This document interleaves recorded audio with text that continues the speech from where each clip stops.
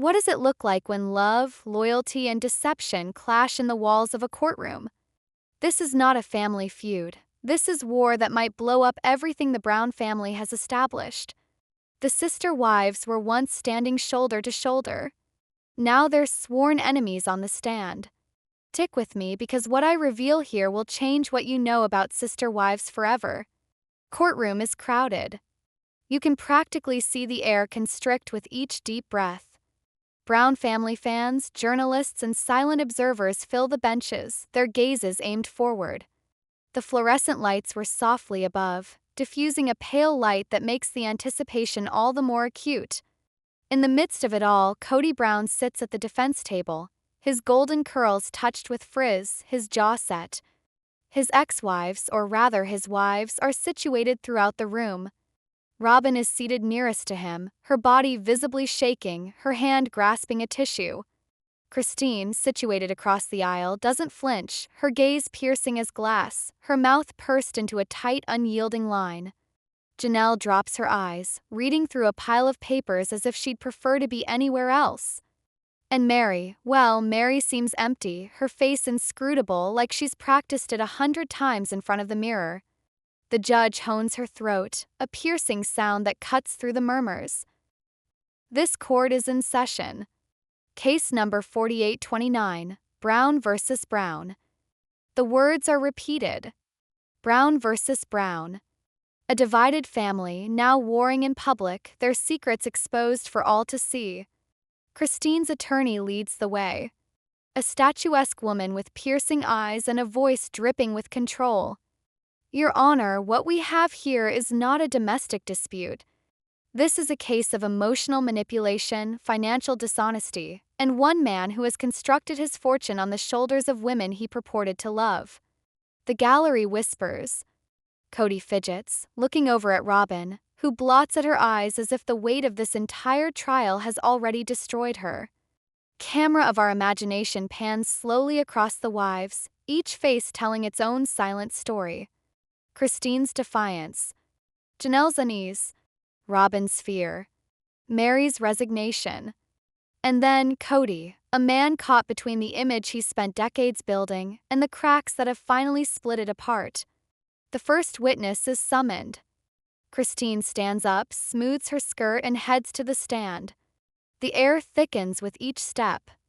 Her heels tap against the tile like a rhythmic clock ticking away. She holds up her hand, promises to tell the truth, and sits down. Her attorney doesn't lose any time. Christine, can you explain to the court why you left Kody Brown? A silence descends on the room. Christine leans in, her voice firm but deadly. 'Cause for years, Your Honor, I didn't exist. I was a placeholder while he constructed his actual marriage with Robyn. And when I finally worked up the courage to walk away, he used my children against me. That's why I'm standing here today. Because love shouldn't be a weapon. Gasps circulate through the courtroom.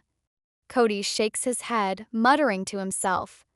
Robyn's lips quiver as tears track down her cheek. The attorney leans in. Christine, did you ever get threatened by Kody if you did attempt to leave? Christine's eyes flash, pain, uncertainty, but also fire. She takes a breath. Yes. The whole room stops. Christine's words dangle in the air like smoke that will not dissipate, the phrase yes ringing out from the quiet courtroom, and for an instant it is as if time has frozen.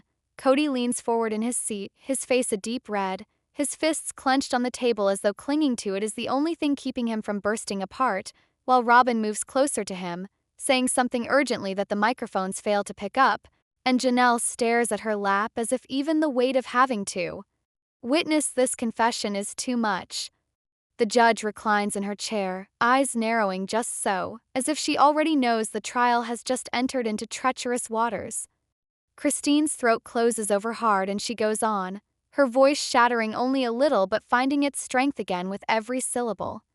It wasn't a direct threat, Your Honor. Not like things you can quote. It was in his behavior.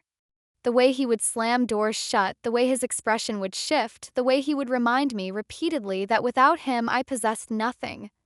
The lawyer walks slowly before her. heels clicking in time as if to beat out the growing tension. And you indicate there was a witness to this? Who happened to be there? Christine takes a sharp breath, her gaze wandering around the courtroom before at last coming to rest on someone, and her index finger shudders minutely as she raises it to point. Everyone's eyes track the line of her gaze, and a buzz seeps into the gallery as they realize she's pointing straight at none other than Meri. Mary's head jerks upward as if she's been slapped, her eyes wide, her body rigid, and the camera of the mind's eye captures every detail. The way her fingers curl into her palms, the way her lips part but no words come out.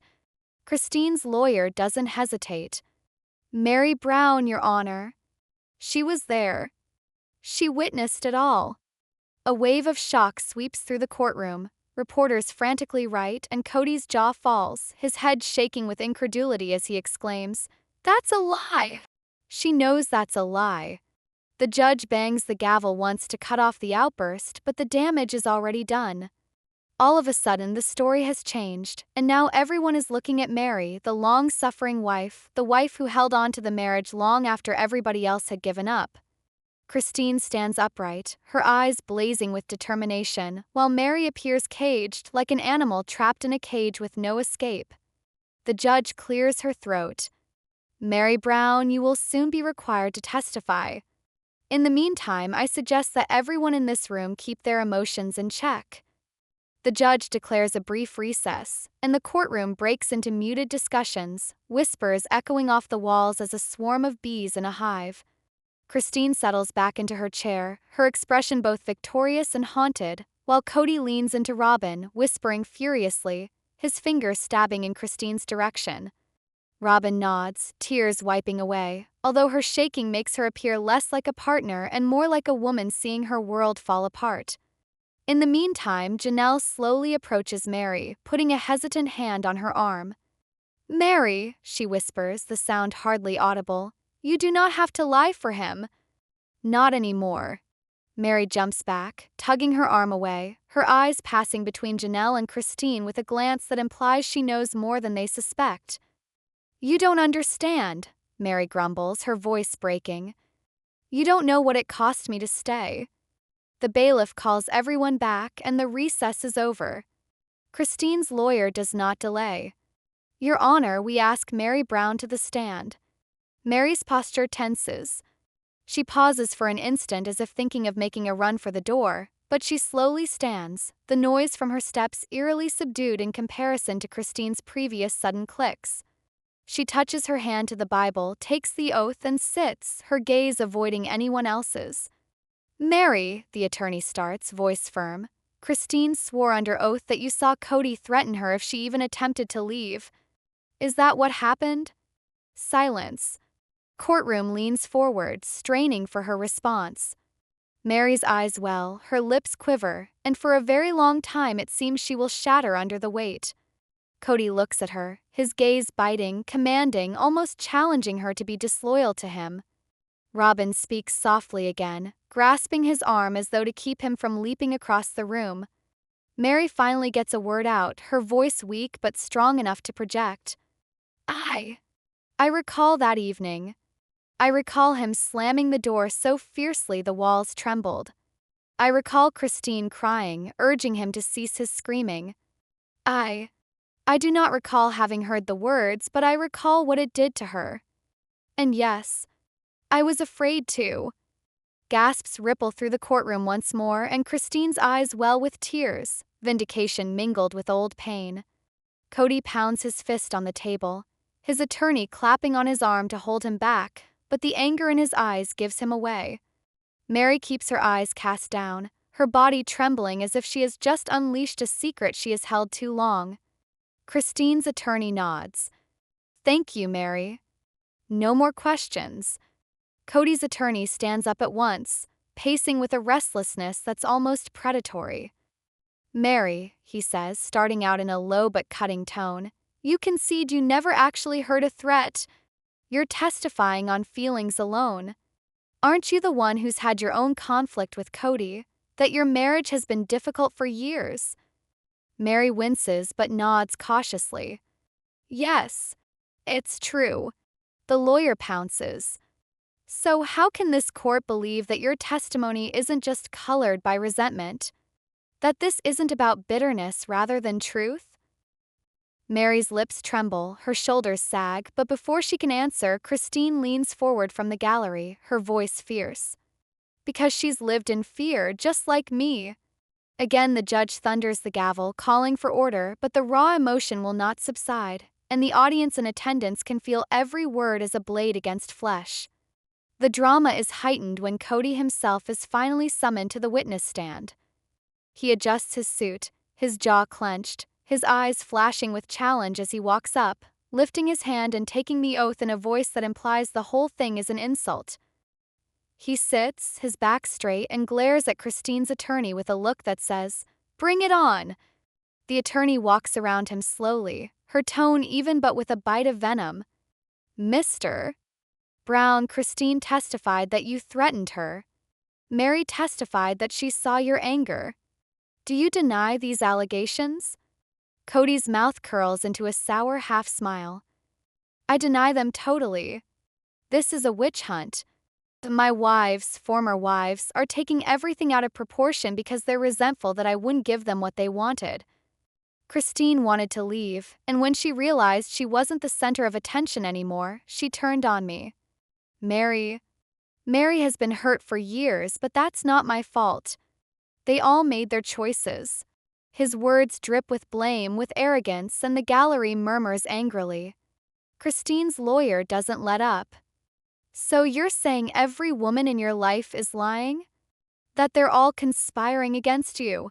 Kody leans forward, his eyes burning. "I'm saying they've been ungrateful. I gave them homes, children, security. And now they want to destroy me because they can't handle the truth, that Robyn was the only one who truly loved me." The words detonate like dynamite. Robyn buries her face in her hands, weeping, and Christine shakes her head, growling under her breath. Janelle's face sets, jaw clenched like granite, while Meri breaks down, her face hidden in her hands. The judge pounds the gavel again, but the tension has built to bursting, and even in silence the air vibrates like it will shatter at the slightest misstep. The lawyer grins, sensing triumph. "Thank you, Mr. Brown. I believe the court has heard sufficient." Kody grins darkly, muttering as he takes his seat, Robyn hanging on to his hand with desperation.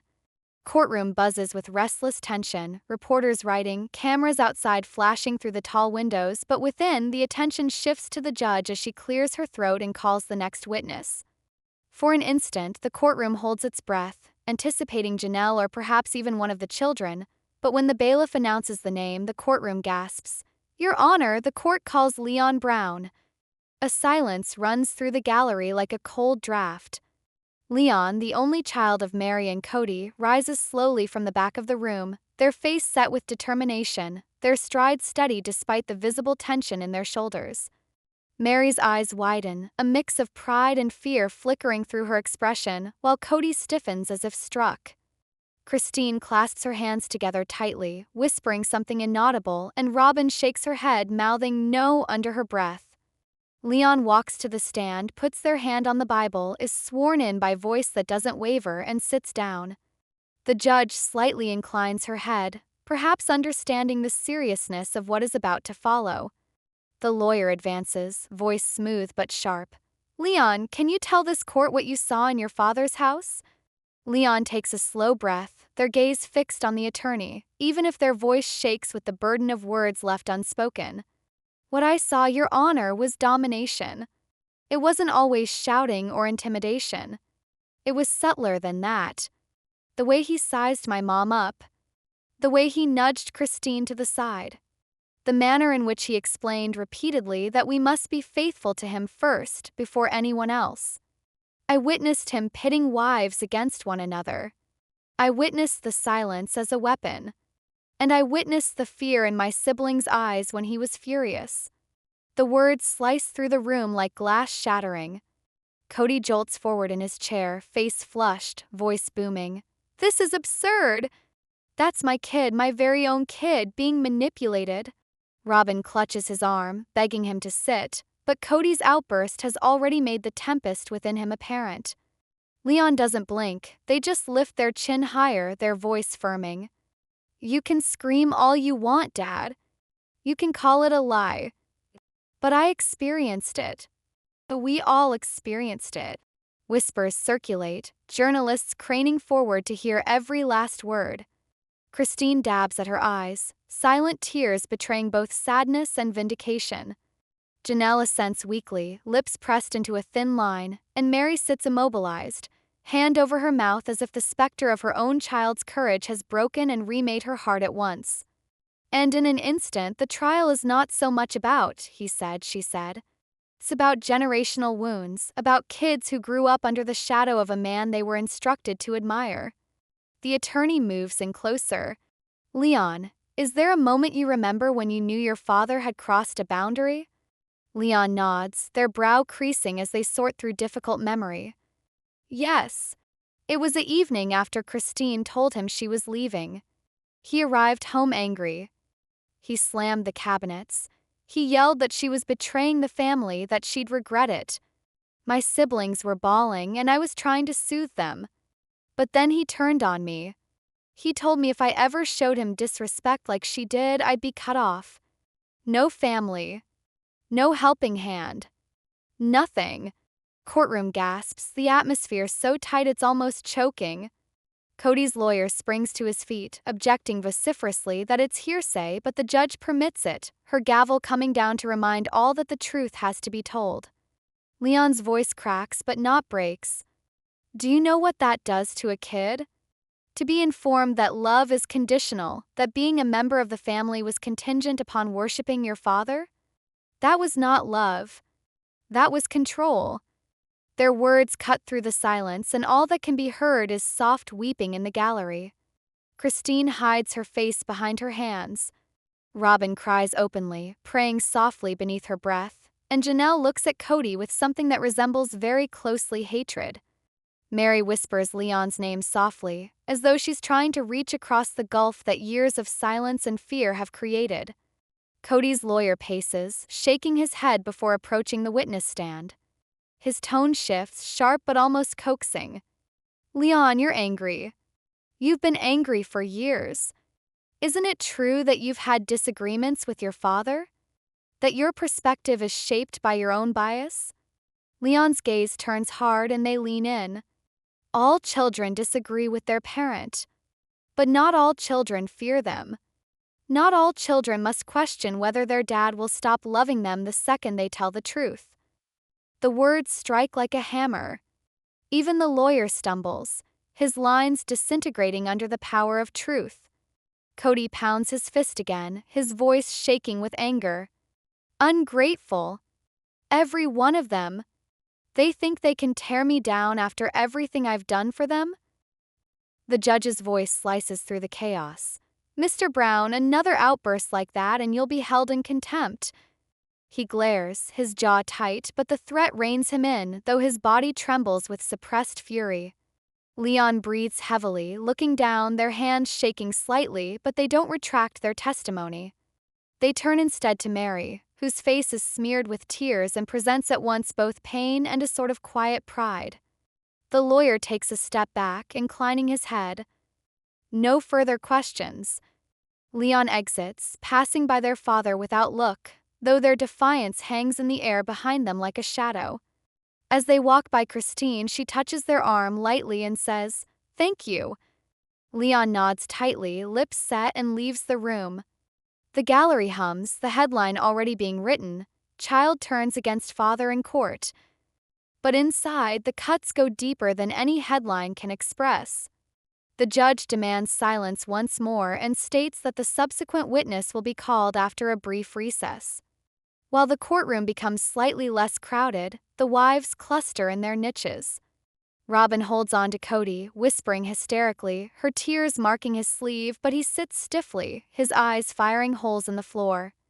Christine and Janelle share glances, not of triumph but of mutual sorrow, as if Leon's testimony has brought back before them the price their children have paid. Meri sits alone, shaking, repeating Leon's name in a whisper as if it were a prayer. The recess is over and the second act is underway. The bailiff announces another name, a name that makes Christine's head jerk up, her face ashen. Call Michael T. Padrone.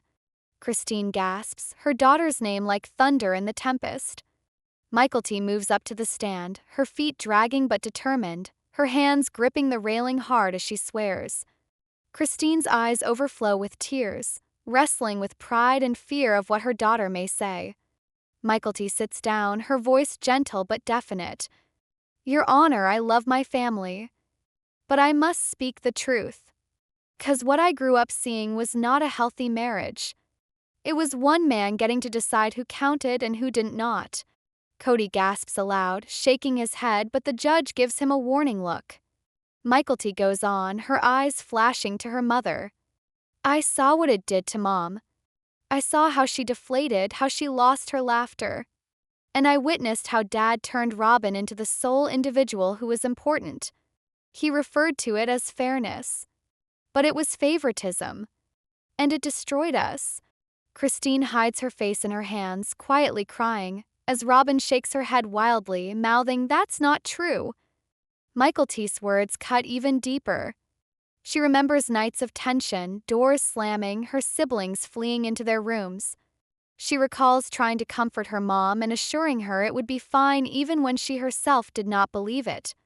She recalls seeing the father laugh alongside Robyn but disregard the other's pain. It wasn't just marriage, she says softly. It was control. And it hurt all of us. Kody cuts in, bellowing, "That's a lie. I loved all my children equally." The judge pounds the gavel, warning of contempt once more, and Kody subsides at last into silence, though his face is contorted with rage. Michael T. completes her testimony, her voice breaking. I don't want revenge. I just want the truth to be known. For because we deserved better. The courtroom holds its breath as she descends, Christine grasping her daughter's hand, barely whispering, I'm so proud of you. Michael T. clutches her mom's hand, tears flowing freely on her face. The judge calls out the day's proceedings are over, but the room doesn't exhale. Everyone is aware this trial has irrevocably changed. It's no longer merely Christine's agony or Meri's silence.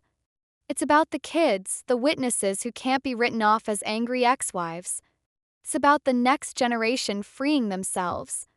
Kody gathers up his papers angrily, out and Robyn following behind, her face a mask of desolation.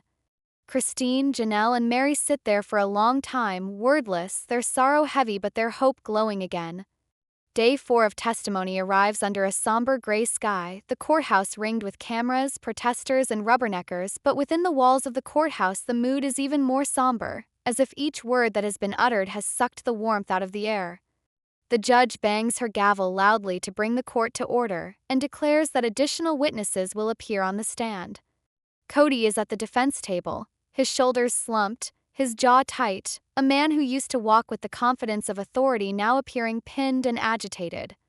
Robyn stands next to him, her face ashen, her fists holding the rim of the table until her knuckles are white. Across the aisle, Christine sits with her attorney, a look of quiet resolve in her eyes, as Janelle thumbs through documents, calm on the outside but a storm raging within. Meri sits alone, gazing blankly ahead, her own face a mask of fatigue. The bailiff summons the first witness. Please welcome to the stand Isabel Brown. A collective intake of breath runs through the gallery, and Christine's heart appears to break into 1,000 pieces as her daughter rises slowly from her seat. Isabel approaches hesitantly, her hands shaking, her eyes flicking toward her father before immediately looking away. She takes the oath, her voice barely audible in the air, and sits down. Christine mutters reassurance quietly to herself, but her eyes are bright with tears she tries to suppress. The attorney moves gently. Isabel, I understand it is difficult. Tell the court what you know about life in your father's home.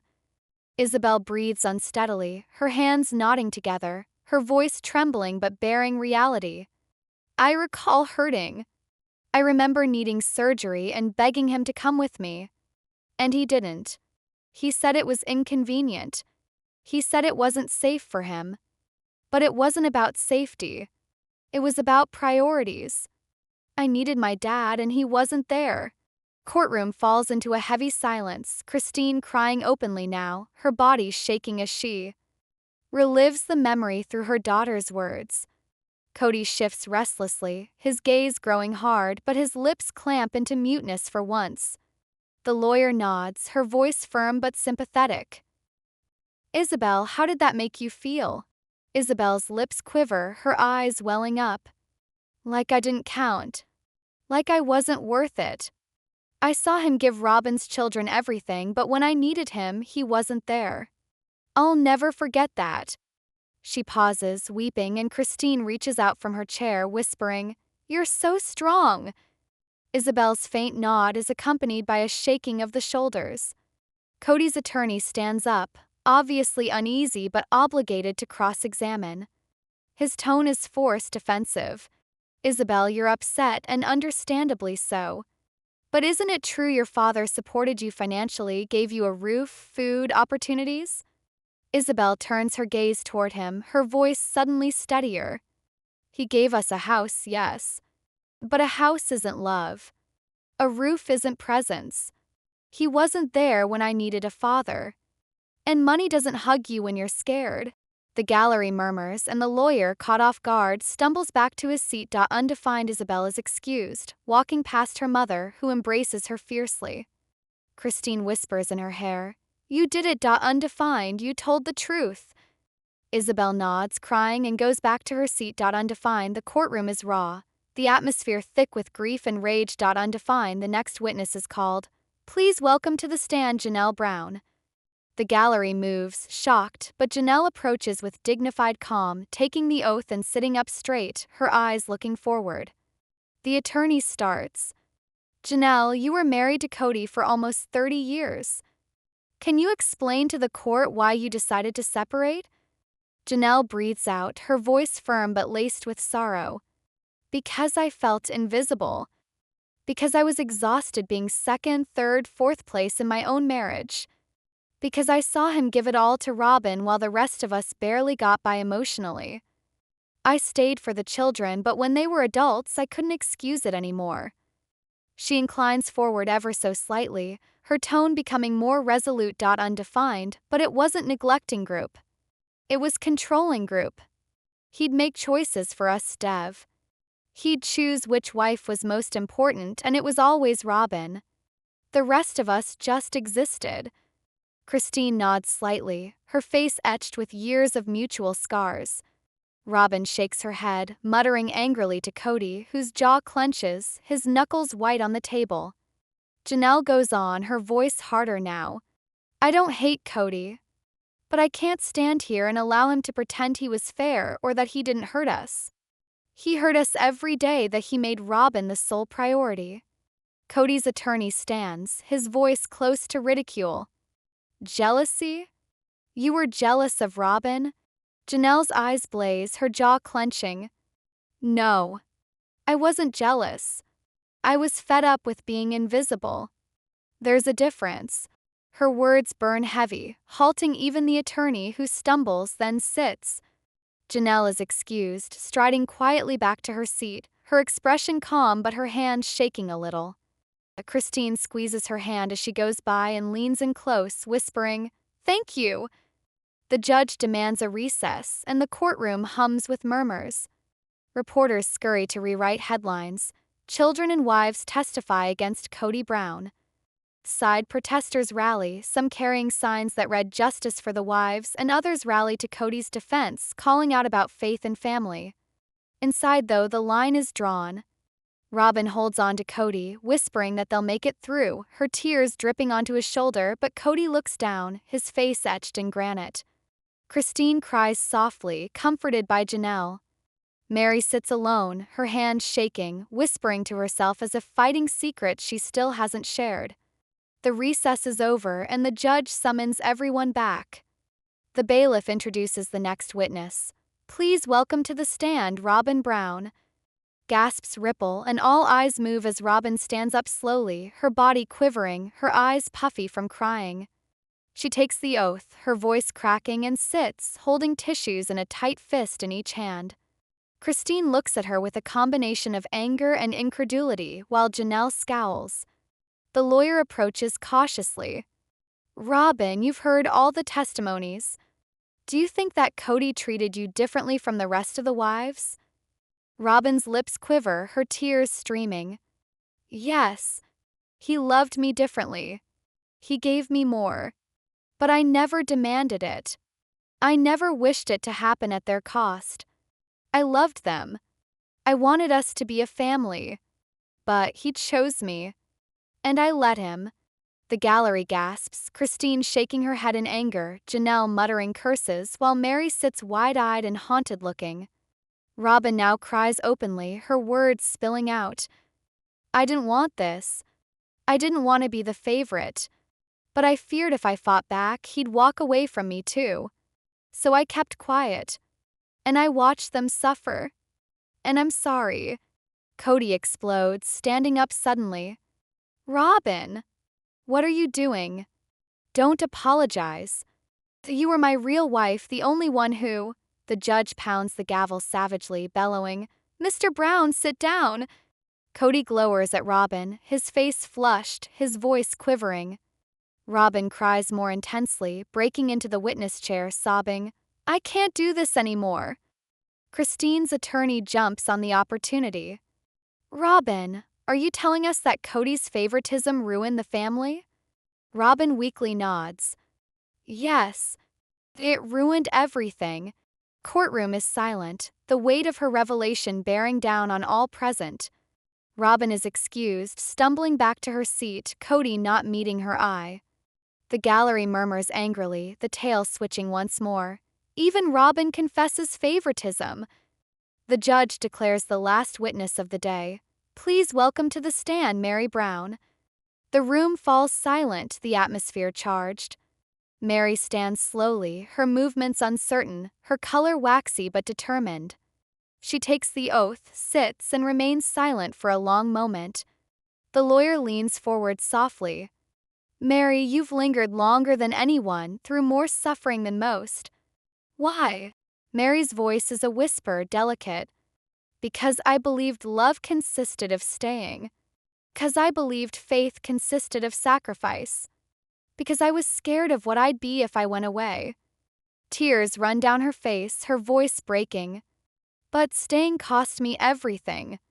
Cost me my joy, my self-worth. And it cost my child their peace. She glances in the direction Leon walked out the previous day, her sobs cracking through. The gallery remains in shocked silence. The attorney persists gently. Meri, did Kody ever make you feel unsafe? Meri pauses, her hands shaking wildly. She parts her lips, closes them, and finally whispers, yes.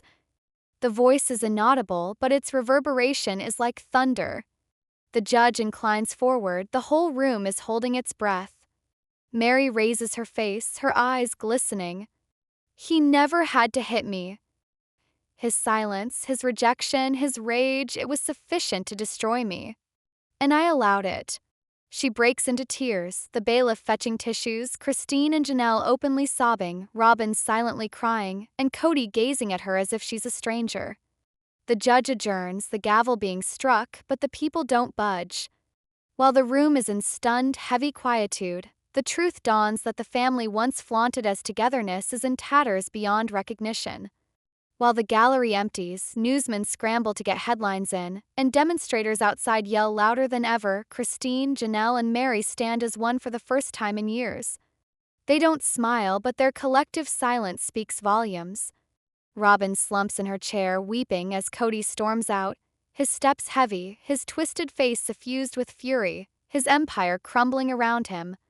The fifth day breaks with tension so palpable that even the reporters outside the courthouse softly speak instead of hollering, their camera lenses primed to snap what many already think is going to be the most incendiary testimony so far, because rumors have circulated among the crowd that someone unexpected will be testifying today. Within the courtroom, the air is stifling, the walls carry the reverberations of yesterday's confessions, and no one dares look Kody in the eye for more than an instant. Christine is straight but tired, Janelle serene but impassive, Meri empty but somehow determined, and Robyn holds on to tissues, her complexion wan, her heart losing its grip from the day before. Kody, though, seems like a man who's made up his mind today will be his counterattack. He sits up straighter, jaw clenched, suit creased as if armor could masquerade as desperation. The judge enters, gavels the court into order, and says testimony will resume. The bailiff speaks the name and air is sucked from the room. Please welcome to the stand Madison Brown. Janelle gasps, her hand rushing to her mouth as her daughter stands, walking with purpose, her chin lifted though her eyes give away the tempest brewing inside. Kody sits up straight. He didn't anticipate this.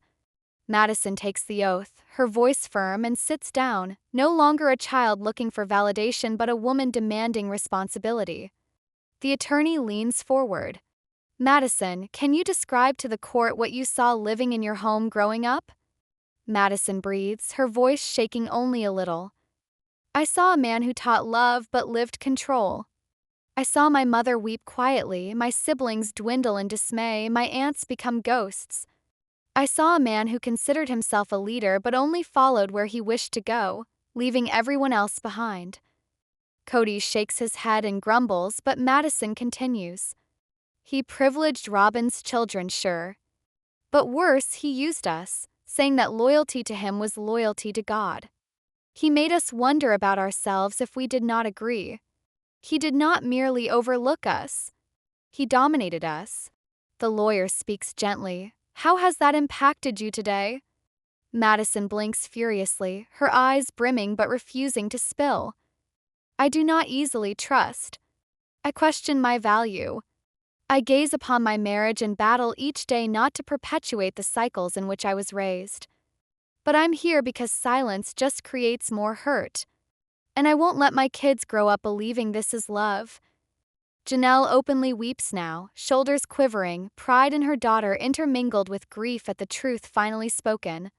Kody's attorney stands suddenly, voice defensive. Madison, isn't it true that your dad always took care of you? Didn't he pay for you in school and your decisions? Madison's eyes blaze, her tone cutting. Support is not presence. The money is not love. Provision without affection is merely control masquerading as duty. The gallery gasps, the attorney takes a step back, and Madison is banished, striding back to her mother who gathers her into a fierce hug. The judge calls for the next witness, and the room freezes as the name rings out. Please welcome to the stand Hunter Brown. Christine and Janelle both stop dead, their son standing straight and stern, his eyes black with determination. He is sworn in, sits, and places his hands folded in front of him, his calm concealing years of pent-up rage. The attorney starts. Hunter, what do you want the court to know? Hunter leans forward slightly. I want the court to understand that my father abandoned us. Not physically initially, but emotionally. He was there when the cameras were rolling. He was there when it suited him. But when we needed him, actually needed him, he wasn't there. During my toughest years, he wasn't a father. He was a critic. He instructed me to man up, to toughen up, but he never allowed me space to be weak. His voice tightens, fists clenched. And when COVID hit, he hid behind Robyn's walls, used it as an excuse to keep us isolated, while the rest of us were left wondering whether or not we even existed anymore. The room hums, whispers growing louder, but Hunter presses on. He says he loved us. But love is not conditional. His love always had a cost: obedience, loyalty, silence. That's not love. That's control. Kody pounds his fist on the table, yelling, That's not true. I was protecting you. The judge's gavel cracks wildly. Mr. Brown, one more outburst and you will be ejected from this courtroom. Kody slumps back in his chair, fuming, his face red with rage. Hunter does not blink, his eyes fixed on his father. The attorney pauses, then speaks softly. Hunter, how do you feel today about your father? Hunter's voice cracks. I feel like I don't have one. The gallery gasps, Christine cries openly, and Janelle hides her face in her hands. Hunter is dismissed, leaving the courtroom with shoulders weighted but head held high. The day is not yet finished. The bailiff summons again. Welcome to the stand, Paydon Brown. Christine clenches her chair, preparing herself as her son walks forward. His presence authoritative, his voice already charged with anger even before taking the oath. He sits down, reclining, arms folded, glaring at his father. The lawyer starts, but Paydon cuts him off. "I'll save you the questions. I'll say what needs to be said." The judge allows it, and Paydon launches forward. "My father doesn't care about truth. Cares about control. He used us, every one of us, to build an image of a man leading a perfect family. But it was a lie. Behind closed doors, he was angry, dismissive, cruel in words that cut deeper than any fist. He preached harmony but planted discord, wives against wives, children against mothers, all to remain on top. You want to know the truth?" His voice booms through the courtroom. "He loved power more than he loved us." The gallery is filled with whispers, the judge slapping her gavel for order. Paydon's eyes burn. "And I won't stand here and allow him to play the victim. He made decisions, and those decisions shattered us." Kody's attorney attempts in vain. "Paydon, isn't it a fact that you've had disagreements with your father? That maybe your personal bitterness blurs your testimony?" Paydon's laughter is bitter. "Bitterness? Call it what you will. But the wounds are there. And every one of my siblings who testified before me assures you it's not merely my bitterness, it's the truth." He looks intensely at Kody. "You failed us." The ensuing silence is oppressive. Christine silently cries, Robyn trembles, and even Meri covers her mouth, her shoulders convulsing in stifled sobs. Paydon is dismissed, marching back with a mutinous set to his jaw. The day must close, but the judge permits a final witness, the one person no one predicted, introducing to the stand Michael T. Brown. Robyn gasps out loud. Michael T., her spiritual daughter, Christine's closest ally among her children. Betrayal slices. Michael T. stands slowly, her face pale yet resolute, taking the oath and sitting, her hands shaking. She looks at Robyn, there is a well of tears, but she addresses the lawyer. "I loved Robyn. I defended her. I so desperately wanted to believe in this family. But the truth is, Dad chose her, and in doing so, he ruined everything else. I saw my mom struggle, my siblings wither, and I rationalized it because I believed that love equaled loyalty. But loyalty without truth is just bondage. And I won't be bound anymore." Robyn sobs loudly, whispering, "No, no," but Michael T. presses on. "Dad isn't the man he pretends to be. And I'm done protecting him." Kody glares at her, his mouth quivering, his rage shattering into something worse, terror. He growls, "Not you too." Michael T. cries without restraint now, but her words firm up. "Yes, me too." The gallery is motionless, the gavel rings out to recess, but the silence remains, heavier than before. As the courtroom clears, journalists hurry to get the pandemonium. Brown children unite against father. Protesters shout louder outside, the chasm deeper than ever. Inside, Christine, Janelle, and Meri hold on to each other, their children in tow, a shattered family standing stronger in the truth they share. Robyn bursts into her seat, crying as Kody sits stone-hard, his empire crumbling to ashes, his own kids serving as his downfall. The judge exits the bench, but the last word is like a prophecy. Tomorrow, closing arguments begin. And the whole courtroom understands. The finish line draws near. The 6 days courtroom is quiet in a new way. The gasps and the murmurs of shock are gone, replaced by a heavy silence pregnant with finality because everybody knows today is for tallying up, condensing days of heartbreak, betrayal, and admissions of guilt into arguments that will seal the destiny of the Brown family.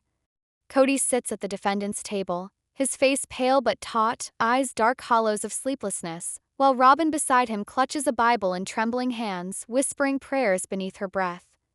Christine, Janelle, and Meri sit across the aisle, straight-backed, a solid wall of resolve even as their faces show fatigue, their eyes puffy from nights spent rehearsing the words of their children, their memories laid bare to the world like wounds.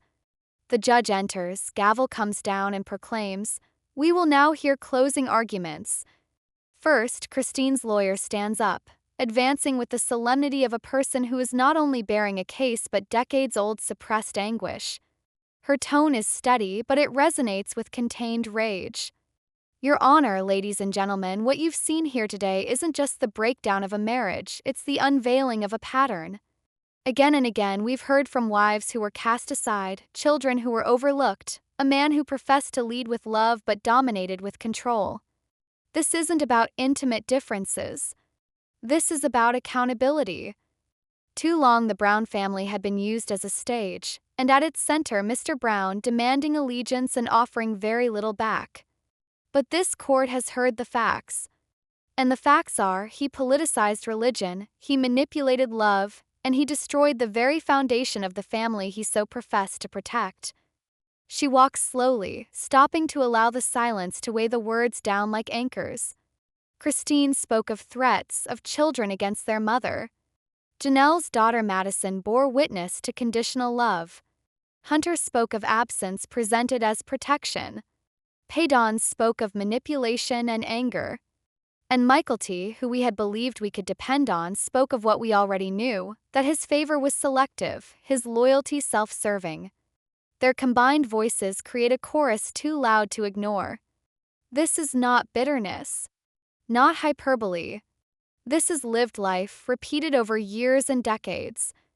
The attorney moves closer to the jury box, her gaze fixed.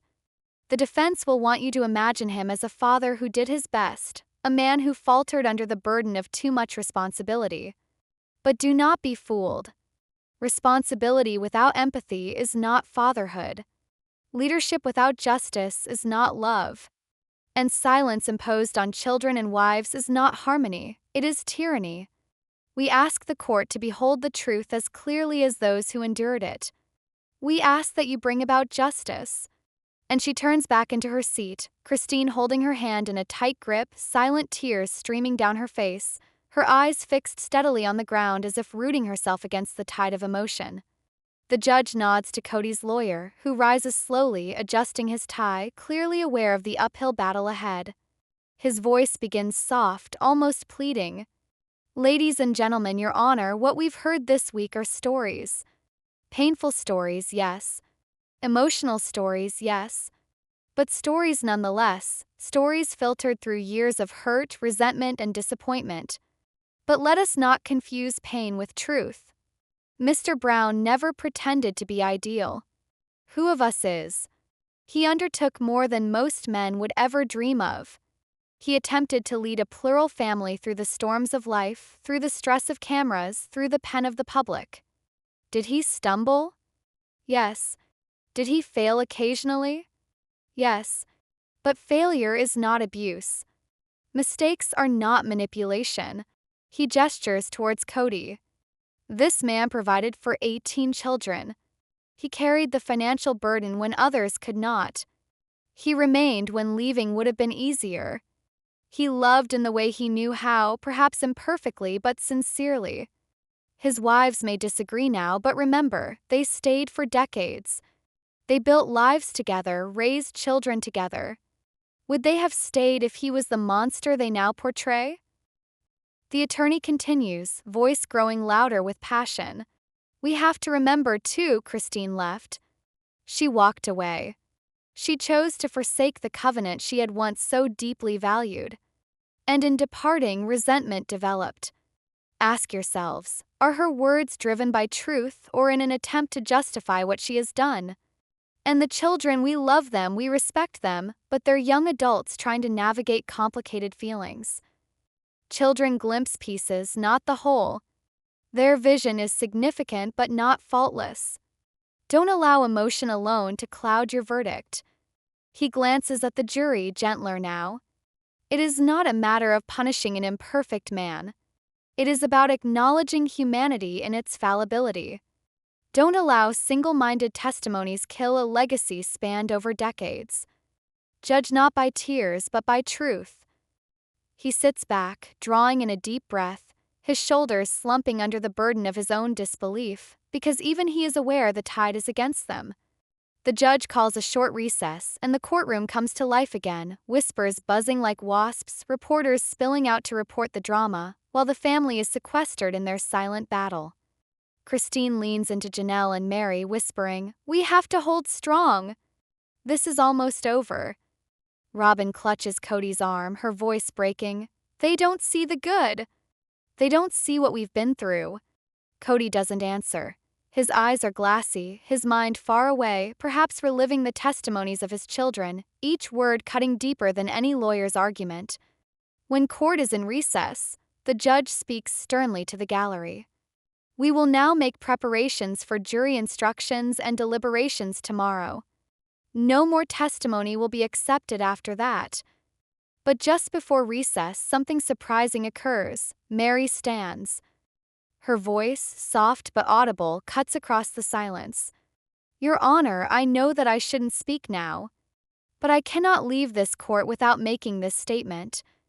The judge pauses, then inclines his head. "Go on quickly." Meri doesn't turn to the judge, doesn't turn to the jury, but to Kody.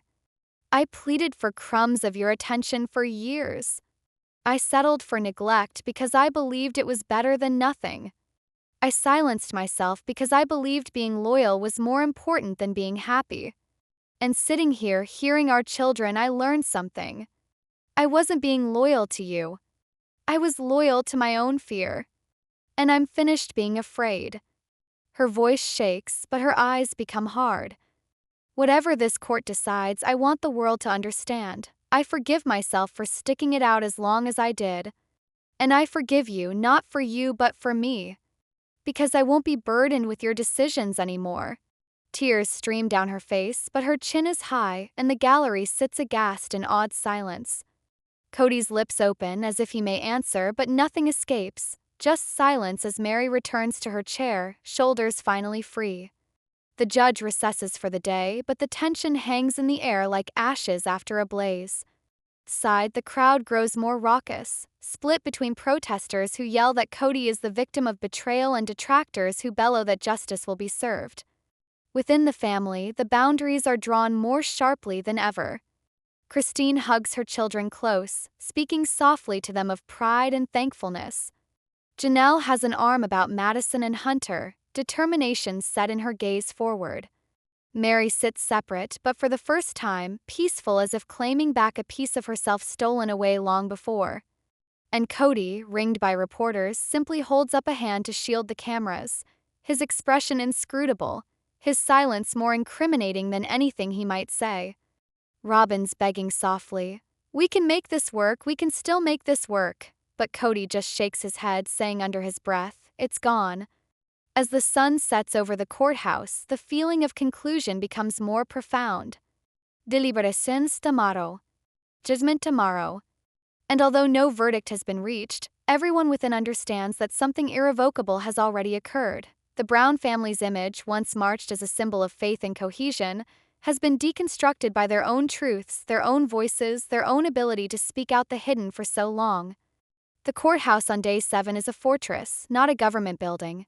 The overnight crowd outside has doubled, news trucks line the block, signs fly in the air with phrases like "Justice for Christine" and "Stand with Kody," and the air hums with tension as if the entire nation is holding its breath waiting for what's to come, because today the jury goes into huddle to deliberate.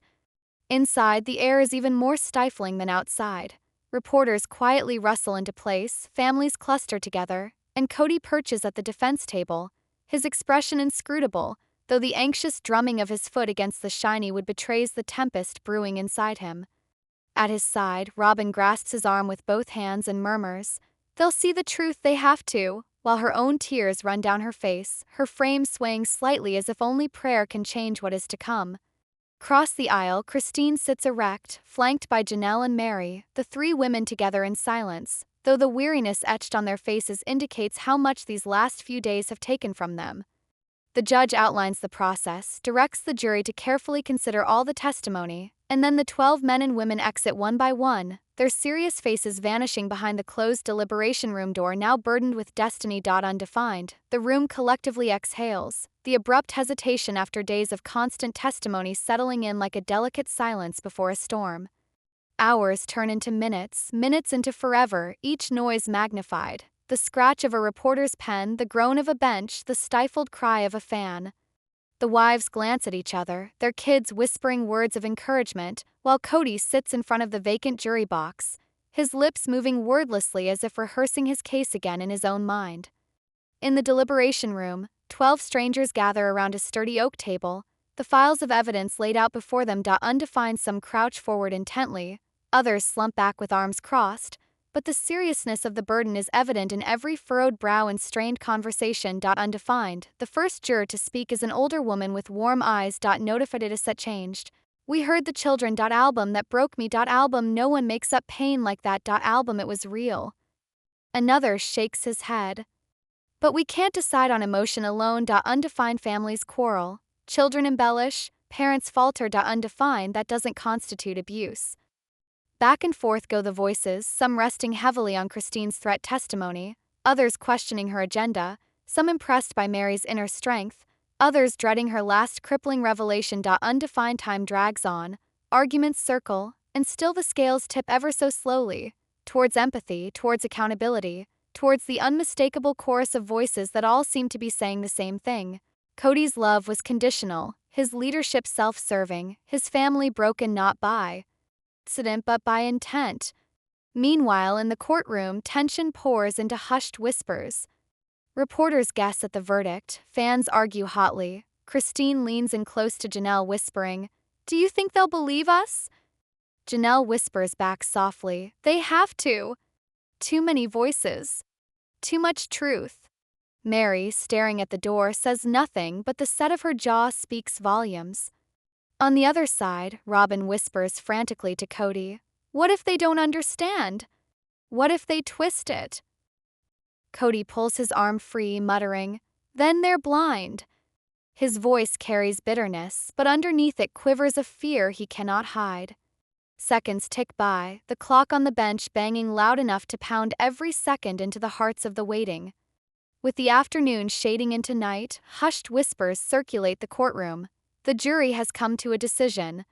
The bailiff assures them, the doors swing open, and the 12 members of the jury come back in, their faces like stone, revealing nothing to the verdict now quivering in their fingers. The judge bangs the room into silence, her tone steady but with the ring of finality. Has the jury reached a verdict? The foreman, a man of middle age with serious eyes, rises and nods. "We have, Your Honor." The judge asks him to deliver the written verdict, but first, she pauses, her eyes surveying the room where the Brown family is forever divided. Christine grips Janelle's hand hard, her breathing shallow. Meri shuts her eyes, muttering something indistinguishable. Robyn holds the Bible harder, mouth going in frenzied prayer. And Kody, his eyes fixed ahead, grits his teeth, preparing for collision. The foreperson takes a deep breath, his voice shaking only just. "In the case of Brown versus Brown." The whole gallery leans forward, mouths constricted in throats, the silence a stranglehold. But before the words can drop, the judge stops. "Before I read this verdict out, I want to remind this courtroom that order will be preserved. Any interruptions will be punished." Once, twice, the gavel rings, and then the voice of the foreperson continues. The foreperson speaks slowly, each word a blow. "We, the jury, find..." But then Robyn lets out a cry. "No, please don't do this." The judge pounds the gavel angrily. "Order. Order in court." Robyn buries her face in sobs. Kody yanks her down roughly into her seat, his own face contorted in anger and fear, while in the aisle across from them Christine's children draw closer, holding their breath for the words that will change their lives forever. The foreperson speaks again, the words louder now so they can be heard above the clamor. "We, the jury, find the defendant," and the last word hangs, the room bursting into murmurs, gasps, the judge bellowing for silence once more. And then the voice stops, the courtroom suspended in uncertainty because the words themselves, guilty or not guilty, are not said, hung in the tension of this moment.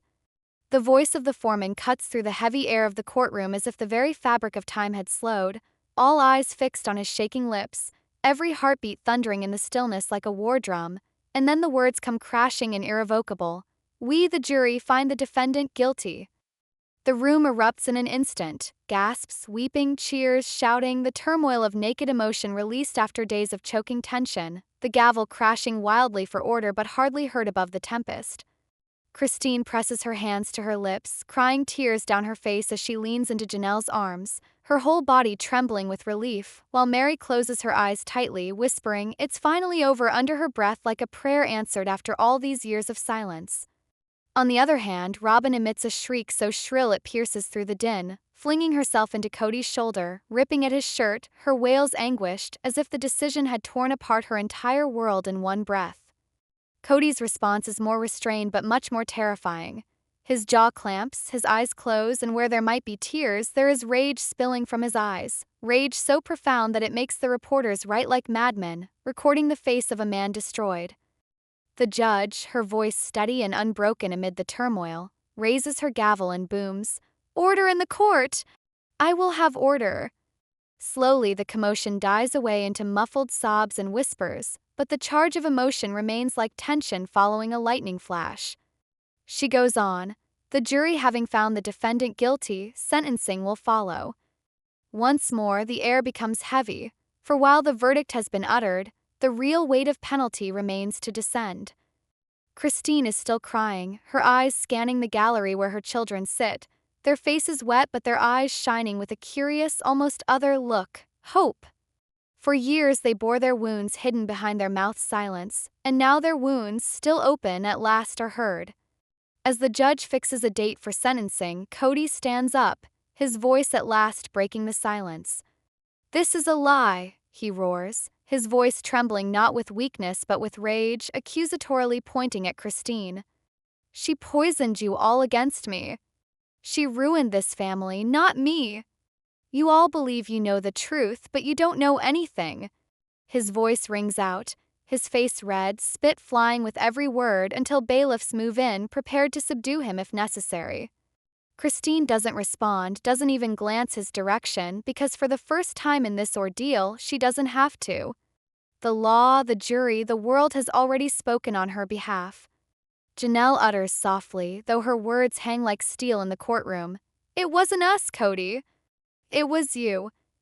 Always you." Kody freezes at those words, his fury momentarily eclipsed by the sting of betrayal from the wife who once stood by him the longest. His lips tremble, his eyes flicker with disbelief, but then the mask returns and he snarls, "You'll regret this. You all." Robyn holds tighter, pleading for him to desist, but he tears his arm free, striding back and forth like a trapped beast as bailiffs move in. Crowd outside erupts into chaos when the news flashes, "Guilty." Media thrust microphones at anyone who has a connection to the case. Fans applaud, some yell with rage, protest signs wave wildly, the story erupting on the airwaves in seconds. Reality star found guilty blinks across every television screen, the collapse of a man once hailed as a charming leader now forever etched in the annals of history as something much uglier. Within, Christine and her children emerge from the courtroom flanked by cameras, flashes blinding, voices screaming questions. "Christine, how do you feel? Was justice served? What's next for your family?" Her voice breaks, but she responds sternly, "We're free now." That's all that counts. Her words flow through the throng, a cry of survival to be repeated over and over again. Robyn, meanwhile, clings to the side of Kody despite his being taken away in handcuffs to await sentencing, her weeping ringing the halls of marble, her screams of, "He's innocent! He's innocent!" etching a tragic portrait of devotion smeared with delusion. The repercussions grow more intense in the following days. Christine's children start healing, but the path is rough. There are nights they wake up screaming from nightmares, days when they finally smile again after years, the victory in court allowing them to breathe. Janelle feels herself in between relief and guilt, relief that the truth had been heard, guilt that she didn't speak out sooner against Kody. Meri, once tormented in secret, now feels vindicated and inexplicably hollow. The vindication is there, but the years she lost can never come back. She shares with Christine one late evening, "It feels like we won, but I also feel like I wasted so much of my life." Christine, taking her hand, responds, "We survived. That has to be enough." Their love, cemented in flames, seems impenetrable now. Robyn, however, tumbles further, withdrawing into isolation, giving interviews in which she maintains Kody was betrayed, that Christine and the rest hatched the whole case out of jealousy and revenge. Her statements raise controversy, her tears igniting arguments on talk shows, but even her most passionate appeals cannot wash away the burden of the guilty verdict. Kody himself sits in silence waiting to be sentenced, declining interviews, scribbling angry letters to his attorney, scheming up appeals. The former flamboyant presence dwindled to a man in prison blues gazing at a concrete wall. But those who witnessed him in court on that day recall the glint in his eye, the fire that hints that he has not conceded defeat, that somewhere deep within the recesses of his mind he still feels the injured party. His children's absence from his side haunt him, although he covers the wound with chips of anger. The day of sentencing comes, the courtroom once more filled to capacity. Christine, Janelle, and Meri sit hand in hand, their children spreading out in the rows behind them. Robyn sits alone today, her face white but her chin up, the final staunch pillar next to a fallen man. The judge talks, her words final and pitiless. This court has heard the evidence, the testimony, and the effect upon the victims. The sentence is... The room waits with bated breath again, as if reliving the suspense of the verdict. When the sentence is read, it booms like thunder, condemning Kody for years to come, a punishment intended not only to punish but to act as a warning to everyone who could think love can be perverted into power. Consequences spill far beyond the courthouse. Documentaries break the case apart, experts argue about polygamy, power, and control, and fans overflow social media with support for Christine, Janelle, and Meri, their stories accepted as metaphors of strength. Undefined children who previously trembled in silence now talk candidly in interviews, their voices trembling but firm, their realities spurring others living in covert abuse to come forward. Christine becomes an advocate, her story no longer confined to her own survival but used as a torch to guide others through darkness. Undefined Janelle, steady and pragmatic, helps rebuild their lives, while Meri finds her own voice again, learning to live not in someone else's shadow but in her own light. And Kody, alone in his cell, looks on from a distance as the world continues on without him, his kingdom of domination nothing more than a warning tale. Undefined. The last scene ends not in the courtroom but in a quiet living room where Christine and her children sit, laughter once again creeping back into their voices. The camera pauses on their faces, the scars still present but melted away by the light of freedom, the hum of healing threading through the air. Undefined Christine gazes straight into the camera, her voice firm but charged with feeling. We lost so much, but we gained ourselves back. That's something no one can take away. And with that, the tale ends on a note not of hopelessness, but of determination, the sort of resolution that stays in the minds of audiences long after the screen goes dark.